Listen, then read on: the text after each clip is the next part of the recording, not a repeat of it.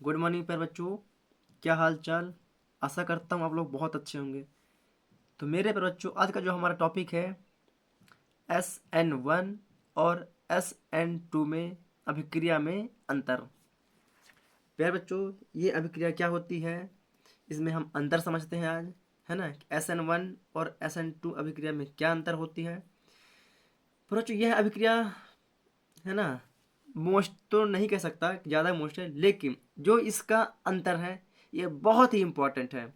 हर एक एग्जाम में यह पूछा जाता है, जब त्रैमासिक हो, सॉरी, हाँ, त्रैमासिक में भी कभी कभार सिलेबस पूरा हो जाता है तो पूछ लिया जाता है। अन्यथा ये प्री बोर्ड में और वार्षिक में, अर्धवार्षिक परीक्षा में ज़रूर पूछा जाता है। तो इसे आप लोग प्रॉपर तरीके से पढ़िए और समझिए, यह बहुत ही ईजी है ना।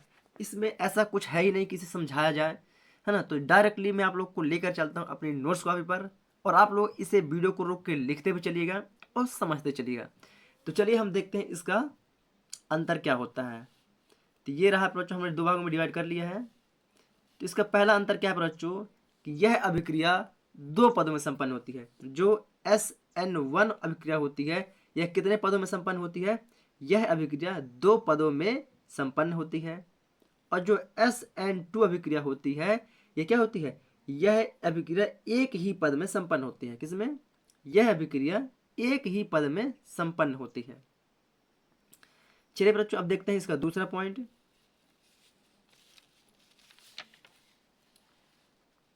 ये रहा इसका दूसरा टॉपिक। दूसरा पॉइंट क्या है बच्चों, यह एक अणुक या प्रथम कोटि की अभिक्रिया है। क्या बच्चों, यह एक अणुक या प्रथम कोटि की अभिक्रिया होती है। और जो SN2 होती है, यह द्विअणुक अर्थात द्वितीय कोटि की अभिक्रिया होती है। तो बच्चों, इससे पहले मैंने प्रथम कोटि की अभिक्रिया, द्वितीय कोटि की अभिक्रिया, मैंने सब कुछ पढ़ा चुका है। अगर आप लोगों ने इन वीडियो को देखा होगा तो आप लोग को पता होगा प्रथम कोटि की अभिक्रिया क्या होती है, द्वितीय कोटि की अभिक्रिया क्या होती है, और शून्य कोटि की अभिक्रिया क्या होती है ना। इन सभी अभिक्रियाओं को मैंने बहुत ही प्रॉपर तरीके से डिफाइन किया हुआ है ना। तो आप लोगों ने अगर पढ़ा होगा तो आप लोग को बहुत ही अच्छे तरीके से वो चीज़ पता होगी। चलिए अब चलते हैं तीसरा पॉइंट में। तो तीसरा पॉइंट क्या है बच्चों, इसमें कार्बोनियम आयन बनता है। मतलब कि जो SN1 अभिक्रिया होती है, क्या, जो SN1 क्रिया होती है, इसमें कार्बोनियम आयन बनता है। लेकिन जो SN2 अभिक्रिया होती है, कौन सी, जो SN2 अभिक्रिया होती है, उसमें कार्बोनियम आयन नहीं बनता है। उसमें कार्बोनियम आयन नहीं बनता है। क्यों, क्योंकि यह क्या है, यह द्वितीय कोटि की अभिक्रिया होती है, और द्वितीय कोटि की अभिक्रिया में कार्बोनियम आयन नहीं बनता है। तो ऐसा करता आप लोग इसे भी समझ चुके होंगे। अब चलते हैं अपने नेक्स्ट पॉइंट पर। चलिए, तो इसका ये रहा चौथा वाला पॉइंट।